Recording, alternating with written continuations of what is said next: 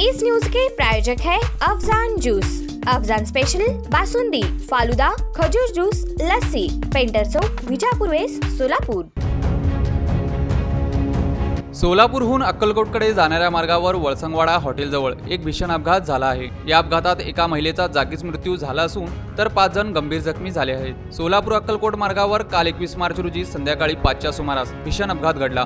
MH05 FB 4593 क्रमांकाच्या भरधाव वेगातील Ertiga कारचा टायर अचानक फुटल्याने चालकाचा वाहनावरील ताबा सुटला। त्यानंतर ही कार समोर उभ्या असलेल्या MS13 CU 6703 क्रमांकाच्या छोटा हत्ती टेम्पोवर जोरदार धडकली। या अपघातात कुसुम भट्टा पाटील या महिलेचा जागीच मृत्यू झाला, तर कल्पना पाटील, बसवन्ना म्हेत्रे, शुभम राजेश सनगर, शोभा राजेश सनगर आणि भट्टा पाटील हे 5 जण गंभीर जखमी झाले आहेत।